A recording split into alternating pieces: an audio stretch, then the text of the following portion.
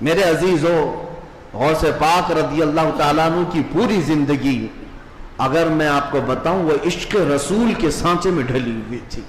نبی پاک کی شریعت پر ایسا سختی سے عمل کرتے تھے کہ منبر پر کھڑے ہو کر کے آپ نے اعلان کیا میرا مرید اگر نماز نہیں پڑھتا تو اسے ہمارے قبرستان میں بھی دفن نہ کیا جائے.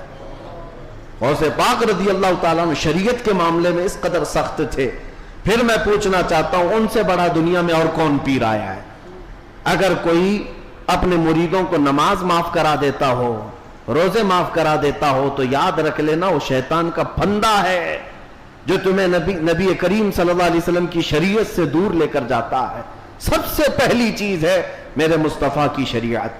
حضور پاک کے طریقے پر اگر کوئی چلا ہے تو اسے ولایت بھی ملتی ہے. اللہ کا ولی حضور کی شریعت پر گامزن ہو کر کے ہی چلتا ہے. کچھ مجذوب اولیاء ایسے ہیں جن کی عقل فنا ہو جاتی ہے تب ان کے اوپر سے شریعت کا قلم اٹھا لیا جاتا ہے، وہ مستثنا ہیں، وہ الگ ہیں. لیکن جتنے اولیاء آئے سب کا رسول پاک صلی اللہ علیہ وسلم کے دربار میں ایسا وسیلہ ہے، ان کی ایسی پہنچ ہے کہ اس کے بعد ہی انہیں ولایت کی منزل ملتی ہے. میں ایک بات بتاتا ہوں آپ کو، غوث پاک رضی اللہ تعالیٰ عنہ کے مقام کے متعلق محبوب الہی کا نام سنا ہوگا. دلی کے شہنشاہ، دو اولیاء کو محبوب کا نام دیا گیا ہے.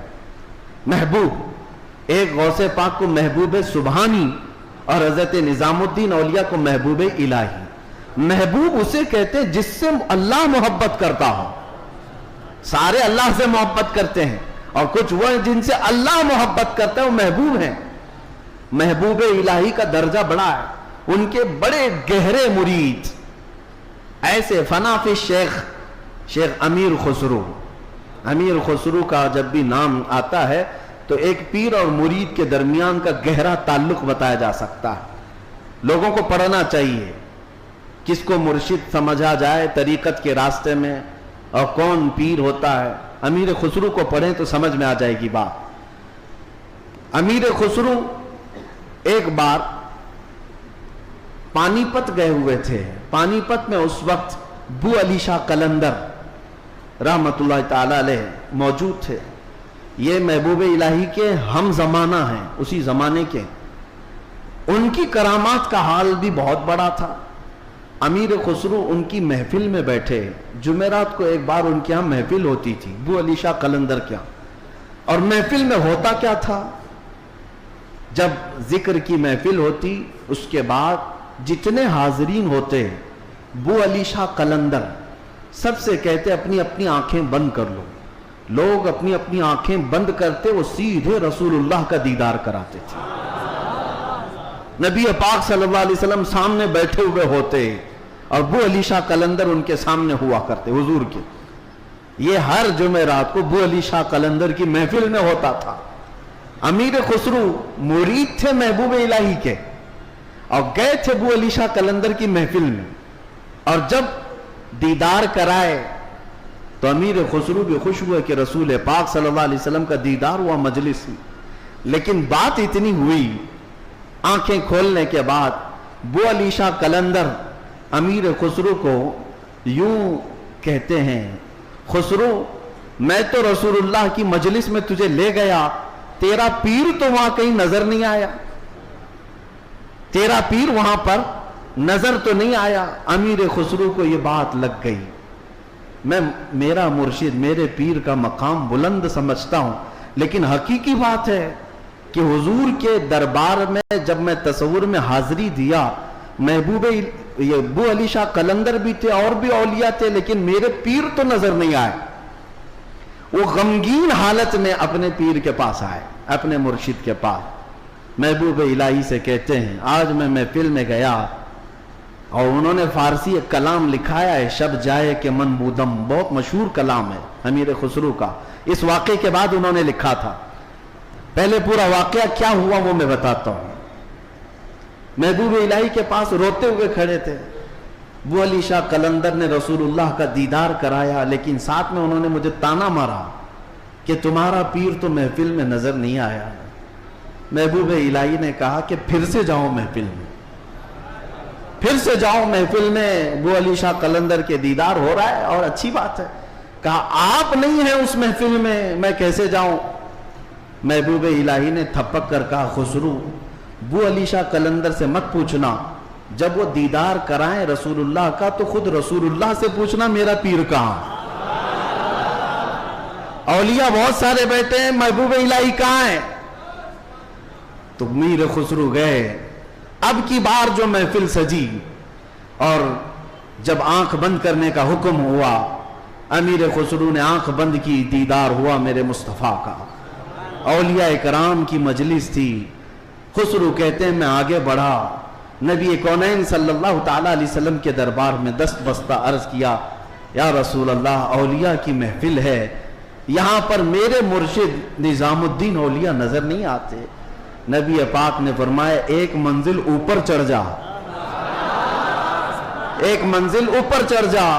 امیر خسرو کہتے ہیں میں ایک منزل اوپر گیا تو دیکھا ایک بہت بڑا دالان ہے، صحن ہے، وہاں بھی رسول اللہ جلوہ فرما ہے، مسند نشی ہیں، وہاں دیگر اولیاء اکرام ہیں اور دیگر اولیاء، لیکن وہاں بھی میرے مرشد نظر نہیں آئے. میں پھر پوچھا میرے مصطفیٰ سے آقا یہاں پر بھی نہیں ہے. حضور نے فرمایا ایک اور منزل چڑھ جا. خسرو کہتے ہیں میں تیسری منزل پر آیا، وہاں بھی حضور بیٹھے تھے لیکن اولیاء کی محفل میں میرے پیر نظر نہیں آئے. پھر پوچھا، حضور نے ایک اور منزل چڑھائی، یہاں تک کہ 7 منزلیں چڑھ لی. امیر خسرو کہتے ہیں اب اوپر جیسے جیسے جاتا تھا مجمع کم ہوتا جاتا تھا، تھوڑے تھوڑے سے رہ جاتے تھے. 6ٹھی منزل پر آیا، جب بھی میں اپنے مرشد کو نہیں پایا پریشان ہو کر پوچھا تو کہا ایک اور منزل چڑھ جا. اوپر گیا تو وہاں مصطفیٰ کریم صلی اللہ علیہ وسلم مسند نشین ہیں. مسند نشین ہیں، بس 3 لوگ بیٹھے ہوئے ہیں، دائیں ایک بزرگ ہیں، بائیں ایک بزرگ ہیں اور بالکل سامنے محبوب الہی بیٹھے ہوئے ہیں. امیر خسرو کہتے جیسے ہی مجھے اپنے پیر کا چہرہ نظر آیا میں نے آنکھیں کھول دی، رقص کنا ہو گئے. جو فنا فی شیخ تھے پھر انہوں نے کلام لکھا، شب جائے کہ من بودم، وہ رات کیسی تھی جس میں میں تھا اور خود رسول اللہ مجلس کے امیر تھے، مجلس کے شمع میرے مصطفیٰ تھے. گنگناتے ہوئے اپنے مرشد کے پاس آئے. اب جو بات مجھے کہنا تھا جس کے لیے میں نے یہ واقعہ چھیڑا، سنیے آپ. میں نے یہ واقعہ محبوب الہی کا کیوں بتایا. آئے محبوب الہی کے پاس، خوش تھے، وجد کنا تھے. محبوب الہی نے پوچھا خسرو دیکھا ہے اپنے مرشد کو؟ کہا ہاں میرا مقصد میری مراد پوری ہو گئی. اس کے بعد محبوب الہی نے کہا کیا کسی اور کو وہاں نہیں دیکھا؟ امیر خسرو نے کہا میری توجہ ہی نہیں گئی، میں نے مرشد کو دیکھا تو پھر خیال نہ رہا. محبوب الہی سے پوچھنے لگے حضور اس منزل میں جو رسول اللہ کے دائیں اور بائیں تھے وہ کون تھے؟ تب محبوب الہی نظام الدین اولیاء نے کہا ان کے بائیں جانب خواجہ غریب نواز تھے اور بائیں جانب پیران پیر غوث اعظم بغدادی موجود تھے. سیدنا شیخ عبد القادر جیلانی کا وہ مقام ہے کہاں؟ رسول اللہ کے دربار میں. جہاں اولیاء کرام کی منزلیں ختم ہوتی ہیں وہاں غوثیت معاب کا مقام ہے. میرے آقا صلی اللہ علیہ وسلم کے دربار کا قرب ہی انہیں غوثیت کے مقام پر لے گیا ہے. میرے عزیزو، بہت سارے لوگ اگر یہ سمجھتے ہیں کہ ان کی بڑی کرامتیں ہیں اس لیے ان کو غوث کا مقام ملا ہے، وہ بہت بڑے عالم تھے، بہت بڑے زاہد تھے، بہت بڑے پرہیزگار تھے اس لیے غوثیت کے مقام پر پہنچے.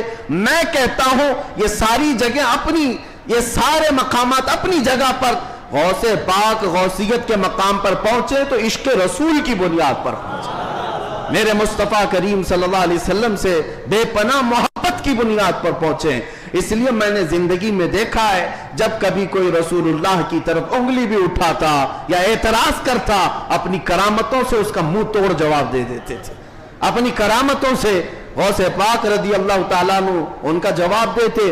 اگر کسی نے حضور پاک صلی اللہ تعالیٰ علیہ وسلم پر اعتراض کیا کہ انہوں نے مردوں کو زندہ نہیں کیا تو غوث پاک نے اپنی ٹھوکر سے مردہ زندہ کر کے دکھایا. 400 سال بعد غوث پاک رضی اللہ تعالیٰ عنہ اعلان